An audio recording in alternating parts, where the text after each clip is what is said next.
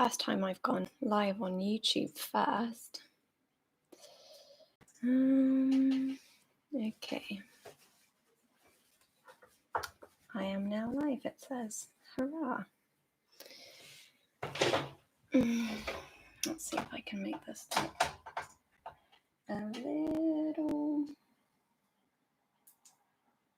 That's better.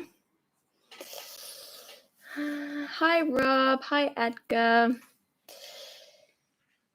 Let's hope that YouTube does not fail me today. Hi, Rebecca.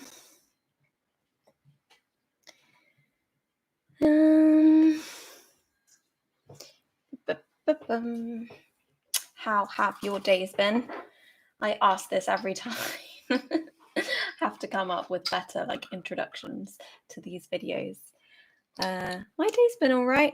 I'm feeling a little bleh.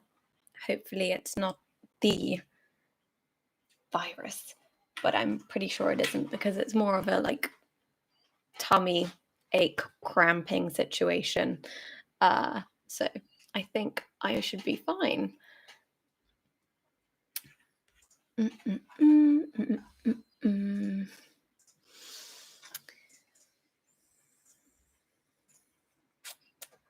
Just waiting to see. Oh, I always leave these things on my desk. So for those, everyone knows I have a fringe. I was going to say, for those who don't know, I have a fringe, but obviously you can see me, so I have a fringe. And every morning, or sort of every time I need to have a fringe that doesn't look like this, I have a roll to put in my fringe, and I just walk around like that all day, basically, or all morning, until I need to present myself. But today I didn't do it properly, so my fringe is it's not doing what it's supposed to be doing. Rob, my day's been dire, hoping the red laugh will cheer me up. Oh, I'm sorry to hear that. What happened? Work stuff, or just all round a shitty day? That does not sound good. If it makes you feel any better, I've still been getting bites on my face every day, which does not make for a good look. Work stuff, post turtles. I don't know what that means. I'm going to Google this. Post turtles. Post turtle is a phrase of various countries. Interesting. I did not know that. You learn something new every day. Post turtle. I just Googled post turtle and this came up. Okay, but now I know what a post turtle is. I'm hoping the red laugh will cheer you up too, although, as we've already established, it's not the most cheerful of books itself. So hopefully, this chapter will not be the most bleak of all. Although maybe, I've always had this thing where I like reading very bleak. I also learned post turtle from Rob earlier, and I've already found 4 occasions to use it at work. Nice. Yeah, I did not know this phrase either. I think we should all talk to Rob a bit more and learn things. The post turtle appellation can be applied to any seeker of high office who is viewed as attempting to rise above his or her native abilities. Interesting.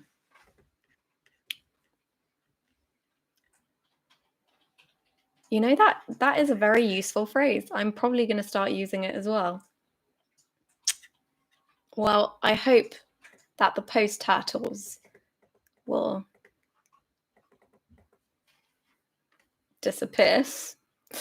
I don't know what to say. I'm I get so distracted. Yes. What was I saying? I'm going to be reading The Red Laugh, as we all know.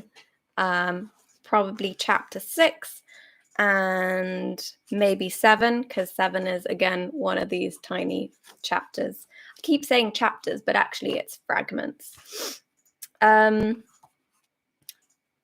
What I was saying, yes, I was right in the middle of saying something.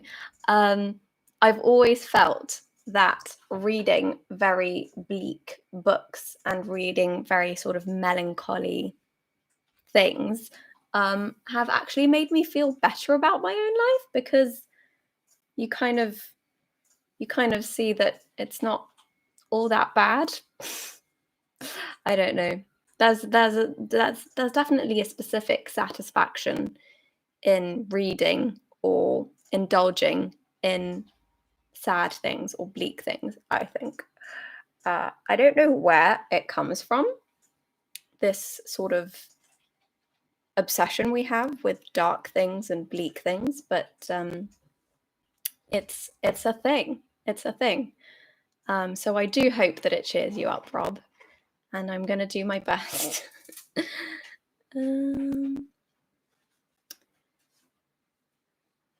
My job stuff today was pretty standard. I'm working on In Tune, which is Radio 3's daily drive time program, and I was APing on that program today, which means I needed to do research and stuff, make sure everything's lined up in the running order. And yeah, that's what I did today. Not very eventful, but it was fine. Everything worked out, no stress. So far, my live stream is holding up, which is amazing. I'm kind of waiting for it to just like stop, because last few times it just stopped and said it was due to a copyright infringement, even though this book is out of copyright. Do you say that? It's not got any copyright on it, because he died in like 1918 or something, which is by now more than 100 years ago. So definitely not copyrighted material. So I hope that it will keeping on today. I am probably just going to start reading. That's what I'm going to do. I did not make any tea for myself today, because I always just leave it there and it goes cold while I'm reading, because I'm just like so absorbed when I'm reading. So I didn't make any today. I will see how that goes. Okay, I'm going to start. Hi, Immo Mini. Hi, Stephen. Hi, Sathia. Oh my gosh. This is difficult. When you start trying to read out people's usernames out loud, you just embarrass yourself. Sathia Sivaga. Hello. All right, I will just get started. This is chapter 6 from The Red Laugh. For those who weren't there last time or last week, our protagonist, who is an officer in the Russian army during the Russian-Japanese War, wakes up in a hospital and he wants to just sleep, because it seems like he's been up for maybe 72 hours or something like that. And he's awakened by this doctor who says, we need to go, which is they're going on a sort of rescue mission to save the wounded people who have died in a battle, I'm assuming. So they go on this rescue mission, and they get loads of wounded soldiers, and it's quite a horrific scene. They try and put them on this train with which they got to there. And then the doctor is basically just like, there's no space on the train. screw you. And then he leaves him there. And then also there's this student, this medic student or something, I think, who went along with the rescue mission to get the wounded soldiers back to the hospital, and he all of a sudden just kills himself, which is also very horrific. Emo Mini, Michael. Michael's much easier.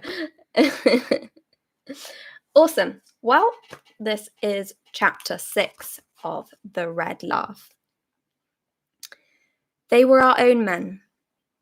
During the strange confusion of all movements that reigned in both armies, our own and the enemy's, during the last month, frustrating all orders and plans, we were sure it was the enemy that was approaching us, namely the Fourth Corps. And everything was ready for an attack, when somebody clearly discerned our uniforms, and 10 minutes later our guess had become a calm and happy certainty. They were our own men. They apparently had recognized us too. They advanced quite calmly, and that calm motion seemed to express the same happy smile of an unexpected meeting.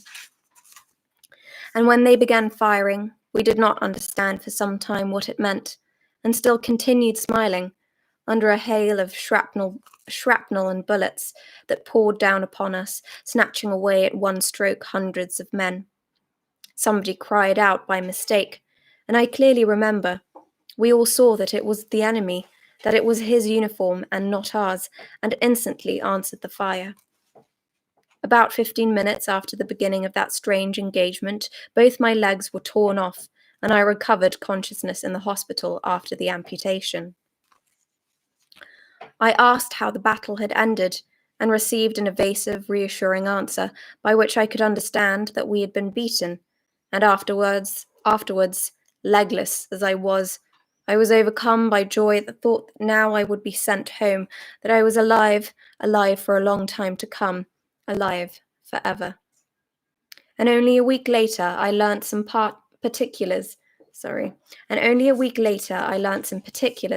that once more filled me with doubts and a new unexperienced feeling of terror. Yes, I believe they were our own men after all, and it was with one of our shells, fired out of one of our guns by one of our own men, that my legs had been torn off. And nobody could explain how it had happened.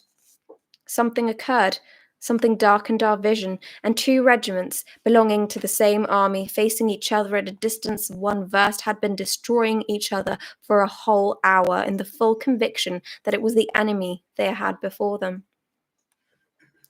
Later on, the incident was remembered and spoken of reluctantly in half words, and, what is most surprising of all, one could feel that many of the speakers did not admit the mistake even then.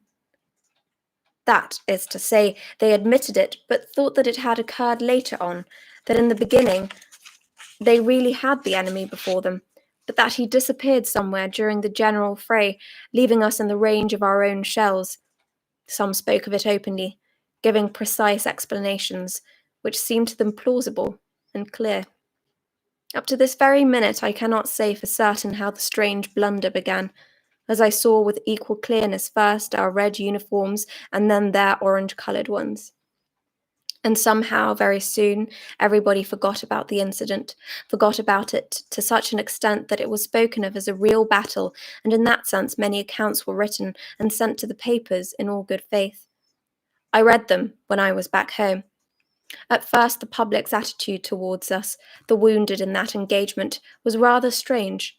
We seemed to be less pitied than those wounded in other battles, but soon even that disappeared too, and only new facts, similar to the one just described, and a case in the enemy's army, when 2 detachments actually destroyed each other almost entirely, having come to a hand-to-hand fight during the night, gives me the right to think that a mistake did occur.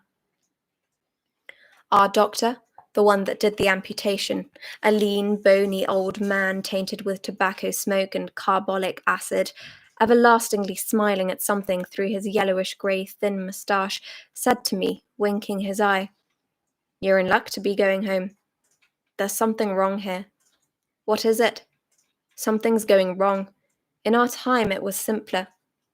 He had taken part in the last European war almost a quarter of a century back and often referred to it with pleasure.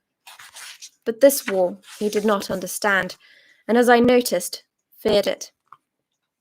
Yes, there's something wrong, sighed he, and frowned, disappearing in a cloud of tobacco smoke.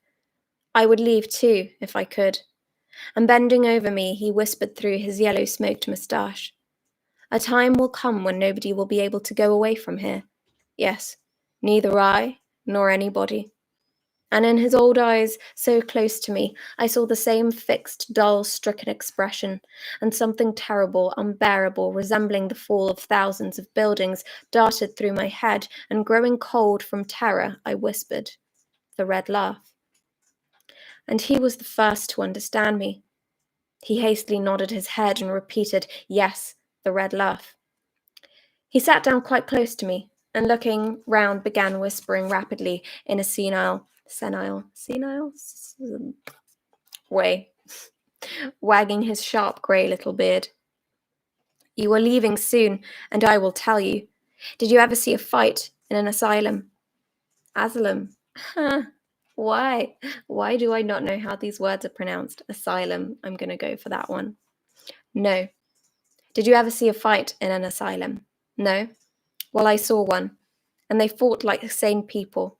You understand? Like sane people. He significantly repeated the last phrase several times. Well, and what of that? Asked I, also in a whisper, full of terror. Nothing. Like sane people. The Red Laugh, said I. They were separated by water being poured over them. I remember the rain that had frightened us so, and got angry. You were mad, Doctor. Not more than you. Not more than you in any case. He hugged his sharp old knees and chuckled, and looking at me over his shoulder, and still with the echo of that unexpected painful laugh on his parched lips, he winked at me slyly several times, as if we two knew something very funny that nobody else knew. Then, with the solemnity of a professor of black magic giving a conjuring performance, he lifted his arm and, lowering it slowly, carefully touched with 2 fingers that part of the blanket under which my legs would have been, if they had not been cut off. "And do you understand this?" he asked mysteriously. Then, in the same solemn and significant manner, he waved his hand towards the row of beds on which the wounded were lying, and repeated, "And can you explain this?" "The wounded?" said I. "The wounded?" "The wounded," repeated he, like an echo. "The wounded, legless and armless, with pierced sides, smashed-in chests, and torn-out eyes. You understand it? I'm very glad. So I suppose you will understand this also." With an agility quite unexpected for his age, he flung himself down and stood on his hands, balancing his legs in the air. What? Okay. With an agility quite unexpected for his age, he flung himself down and stood on his hands, balancing his legs in the air. Okay. His white working clothes turned down. His face grew purple, and looking at me fixedly with a strange upturned gaze, he threw at me with difficulty a few broken words. "And this, do you also understand?" "Stop," whispered I in terror, "or else I will cry out." He turned over into a natural position, sat down again near my bed, and taking breath, remarked instinctively, "And nobody can understand it." "Yesterday they were firing again." "Yes, they were firing yesterday and the day before," said he, nodding his head affirmatively. "I want to go home," said I in distress. "Doctor, dear fellow, I want to go home. I cannot remain here any longer. At times I cannot bring myself to believe that I have a home, where it is so good." He was thinking of something and did not answer, and I began to cry. My God, I have no legs. I used to love my bicycle so, to walk and run, and now I have no legs. I used to dance my boy on the right foot, and he laughed, and now, curse you all. What shall I go home for? I am only 30. Curse you all.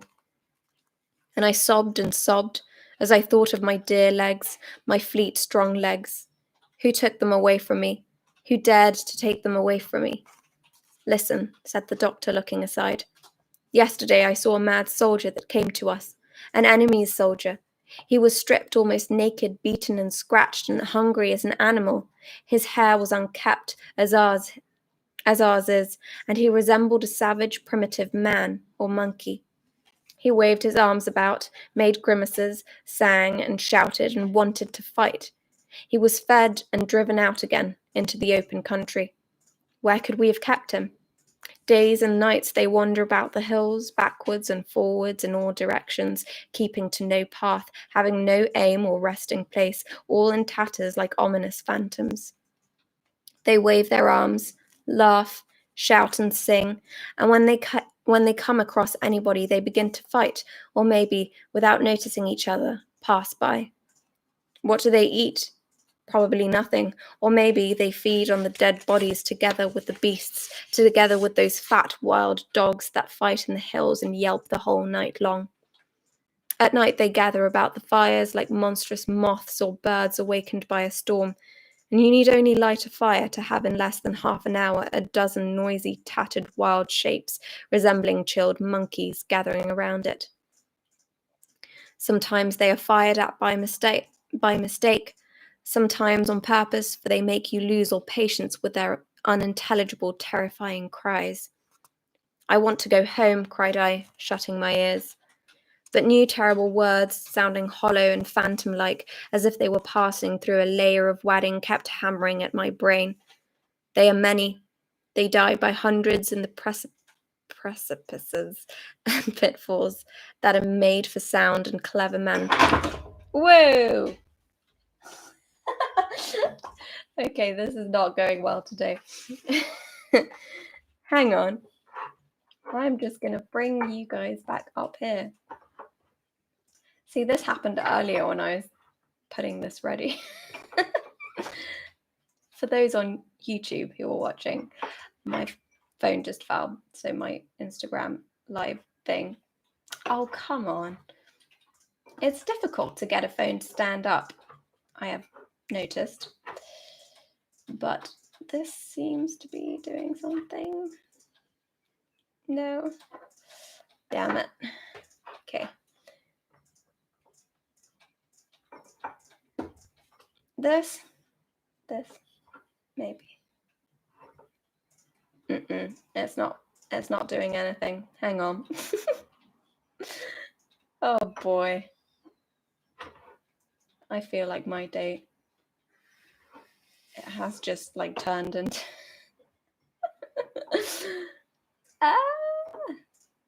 Is that staying? No, it is not. Is it? Yes. Perfect. All right. Where were we?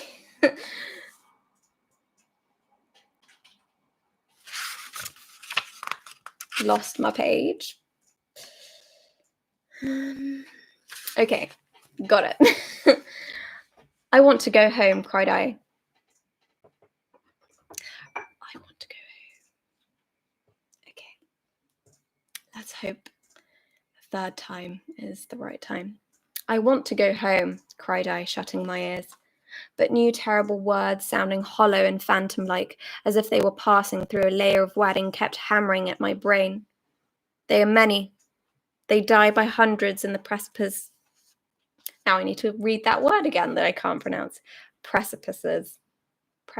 Precipices and pitfalls that are made for sound and clever men. In the remnants of the barbed wire and on the stakes, they take part in the regular battles and fight like heroes, always in the foremost ranks, always undaunted, but often turn against their own men.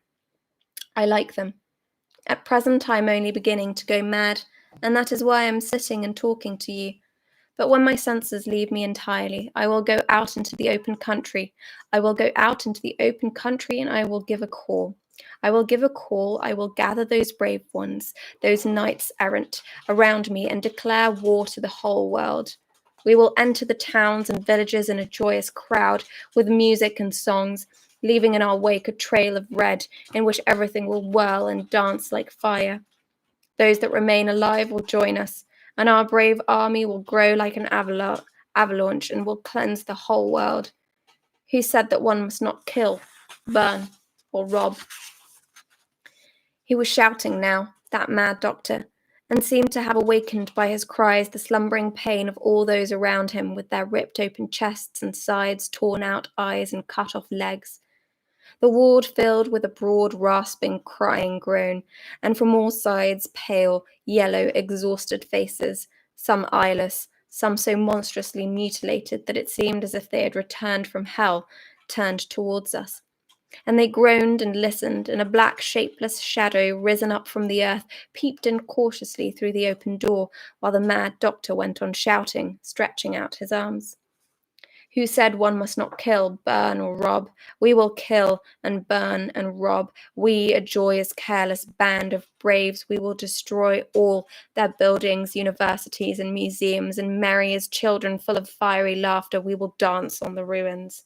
I will proclaim the madhouse our fatherland, all those that have not gone mad, our enemies and madmen, and when I, great, unconquerable, and joyous, will begin to reign over the whole world, its sole lord and master, what a glad laugh will ring over the whole universe. The red laugh, cried I, interrupting him. Help! Again I hear the red laugh. Friends, continued the doctor, addressing himself to the groaning, mutilated shadows, friends, we shall have a red moon and a red sun, and the animals will have a merry red coat, and we will skin all those that are too white, You have not tasted blood. It is slightly sticky and slightly warm, but it is red, and has such a merry red laugh. End of chapter 6. Chapter 7. It was godless and unlawful. The Red Cross is respected by the whole world as a thing sacred, and they saw that it was a train full of harmless wounded and not soldiers, and they ought to have warned us of the mine. The poor fellows, they were dreaming of home. End of chapter 7. Wow, so he just lost his legs. I thought it was quite interesting how it's almost like glossed over. It's like, oh, and then I lost my legs, kind of as if, it's just another one of those things. And I'm not sure how other people have read it, but I had the feeling when reading this just now that the doctor amputated his legs, even though they didn't necessarily need to be amputated, because he's like giving him a mysterious glance, like, do you understand? Like, nudge, nudge, do you get it? Like, you're going home. And so I felt like he probably amputated them without needing to? Or is that just me, like, because he is mad. I mean, he literally after the surgery, he went to stand on his head and said, I'm going to kill everyone. Not sure those kinds of people would have doctor licenses in the modern world. I mean, I hope not. Then again, you never know. But what do you guys think? Do you feel like the doctor amputated his legs without needing to? I felt like that was what was implied. Because he like winks and is like mysterious, and Rob agrees. See, great minds.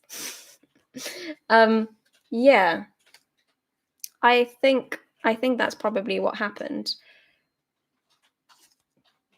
Do we think he's going to be able to go home now, though? Are we going to like see him in his process of going back home, or is it not going to be possible or something? I wonder. And is this mad doctor gonna like is the mad doctor going to gather his soldiers to kill the entire world and be madmen together? I don't know. Weird. Oh, I'm in such a weird mood now after like the phone just like fell on me. uh, but yeah, it's interesting, this mad scientist character. um I just came to the conclusion that I've never actually looked at this book cover properly, and it looks very disturbing. Like, that is not a good looking person. I don't know what's going on there, but yeah, what do you guys think? I'm enjoying the sort of very fragmented narrative of it, where it's not really a linear storyline. You're just presented with like flashes and scenes of this war and this officer's experience of the war, and the moments, I guess, that have stuck with him the most, and have really left an impression. Because I mean, as we know from summaries before starting this book, we do know that he's going to sort of turn mad in some way, or go mad. So you know, obviously he's not going to remember everything that's happened at every point. And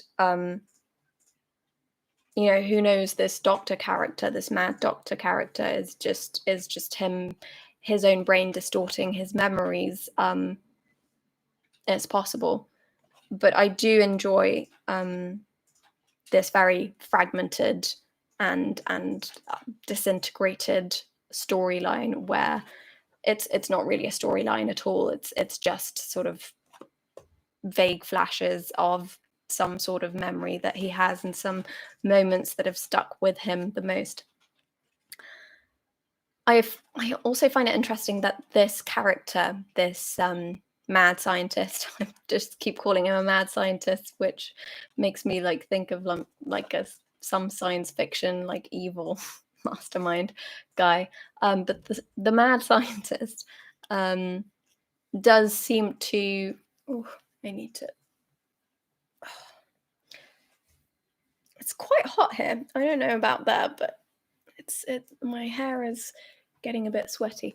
Anyways, this is not a good look either. The mad scientist is the only one up till now who recognizes what our protagonist is talking about when he says the red laugh, because the protagonist, as we know throughout the book, has constantly said like the red laugh to some people randomly, which means he's already kind of losing it, right? But now and then he says like the red laugh, can't you see it's a red laugh? But then doesn't explain it to anyone. And this scientist is, up till now, the only person who recognizes what he's saying, and seems to agree that yes, it is the red laugh, and the red laugh is everywhere, and that kind of thing. So what does that tell us? Does that tell us that perhaps the mad scientist is part of his subconscious? Is he projecting his sort of mind or inner world onto this doctor, or does it mean that all these mad people seem to be latching on to this idea of the red laugh, and does that mean that he's going to transition into a similar state of consciousness or a similar state of mind as the doctor as we go on? Is he going to like join his army of madmen who are going to take over the world and who are going to kill and whatever? Hopefully not. That would be quite gory. Maybe we will find out more about what the red laugh is in the next fragment. I hope so. Although I'm not. I think like I'm not sure if we will find out about what the red laugh is. I mean, he's given us like a few hints as to what it refers to in the past. He's like constantly seeing red everywhere, obviously. Blood, the red sort of, he says that the whole land is covered with this sort of red glow, and or red light. In the beginning of the book, at some point, he's talking to this young boy who gets shot in the face or in the mouth, even, and it's like this very bloody, horrifying, grotesque scene where the boy has like a red laugh, perhaps as well, and maybe that sticks. But I imagine that this is a very subjective experience for him, that he is the one person who sees all this red laughter around him. I wouldn't imagine that's something that's necessarily shared with all the other people who are dealing with this trauma. I imagine it's just him. So either it's something weird where the doctor seems to have had the same sort of interpretation of things, or has processed his trauma in a similar way and has come to the same red laugh conclusion, or the doctor is just mad and he's just like, oh yeah, red laugh, or something like that, and hasn't come to, bless you, hasn't come to the same conclusion necessarily, but still appropriates this idea of the red laugh into his idea of leaving a trail of red behind him as he takes over the world. Who knows? I hope we will find out what the red laugh means.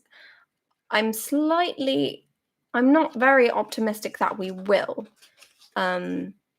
because it is said to be quite a fragmented, confusing, frenzied. What's another word that begins with F, but not the F word? Frenzied, feverish narrative. It's said to be that.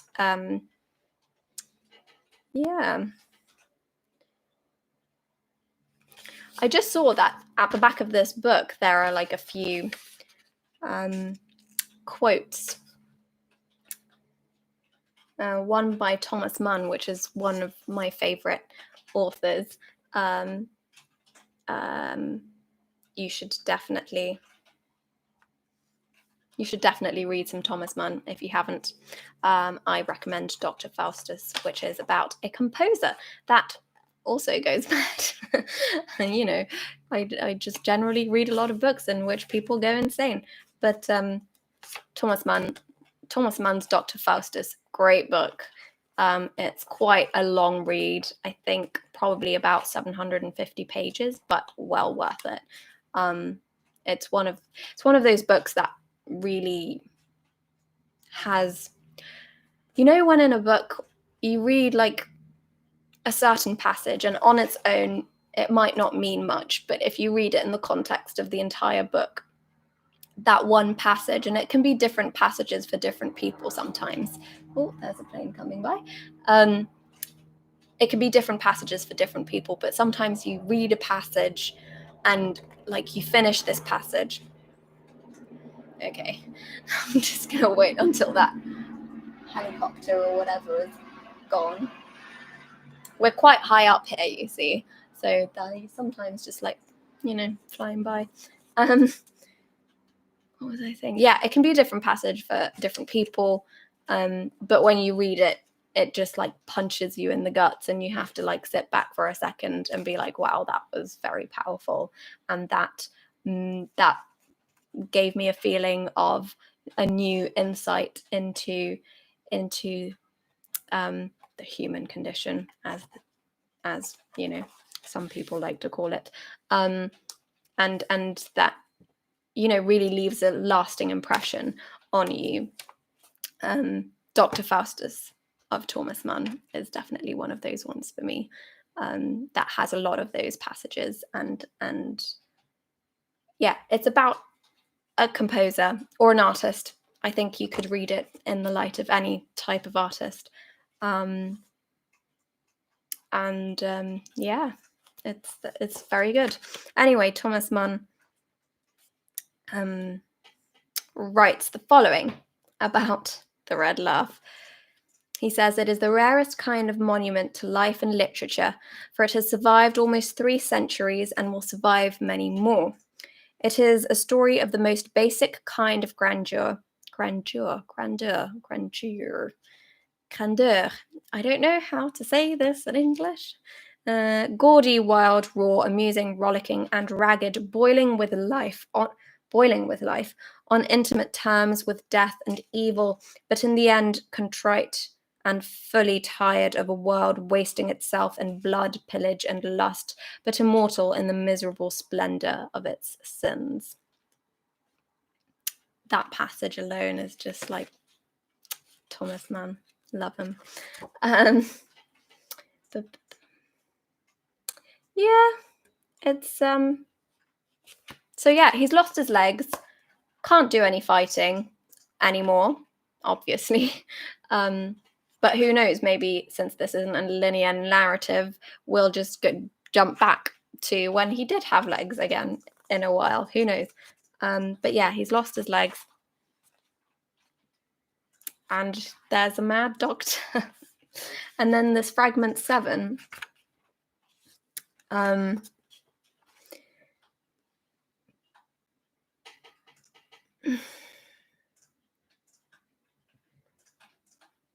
Seems to talk about another sort of tragic incident that happens with people of the Red Cross and a mine that probably blows them up, which is also quite grim. That was it for today. I have been rambling on again, as usual. I hope your day has been slightly better now this evening, Rob. I hope that made up for it, and I hope that my face upside down. There's a legs theme starting. We had Fatty Legs who died, then the protagonist lost legs. What leg-based atrocity next? Good point. I didn't even think about the Fatty Legs first. I mean, I can't think of much worse than having your legs amputated. Rebecca says, "I was assuming it was the train that left him behind getting blown up." Oh, you're right. Oh my God, Rebecca. Yes, that is definitely what happened. Wow, I did not see that. That is very smart. So the fragment 7 would then explain what happens before fragment 6, which is that there was a minefield, and that was a minefield where the hang on.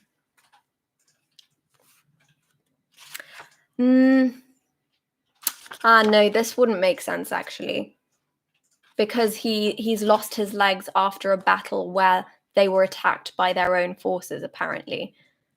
But that would have been very... I mean, if I were the writer, I would have written that, because that is a very good plotting device. I don't know if it's a device, but that would have been very interesting.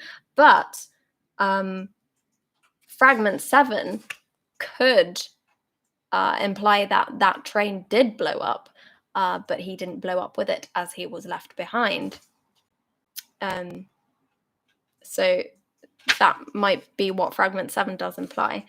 But he does lose his legs following a battle with their own troops, with the other Russians who thought that the Russians were the Japanese, and the other Russians thought the others were the Japanese, so they started killing each other.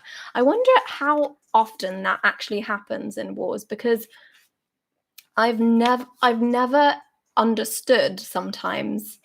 I mean, obviously, the Japanese and the Russians don't really look alike, but when you're when you're at a significant distance, how do you tell each other apart if you're not carrying some sort of like big flag that is very clear, like that makes it very clear who you are? I mean, I imagine that it kind of happens more than we are told in history books. I'm sure there are quite a few battles in most wars or quite a bit of bloodshed in both wars that just results of people killing their own soldiers because they mistake them for enemies. So yeah, those are my thoughts. I will be here again next week at the same time, hopefully, if nothing comes up, but I'm sure it won't, because we're all still in lockdown for the time being.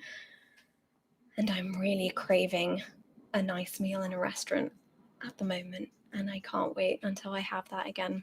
I'm just gonna go eat out for 2 weeks straight or something when restaurants open again. Anyways, I hope you all have a lovely evening still and a lovely week. I hope you all have a lovely bank holiday weekend. I think it's a bank holiday weekend this weekend. Either way, I'm gonna have Thursday and Friday off because I booked some leave then, and I also have obviously Monday off. So that means I have a 5-day weekend this week, which is amazing. And next week I'm going to have a training week, which means I won't be working, which is not sure if I prefer training to work or work to training, but it depends on what the training is going to be about. I've heard it was about personal branding, but who knows what that is.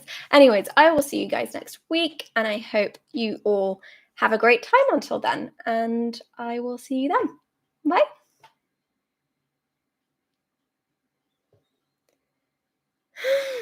Ending this one. It didn't break off. Yes.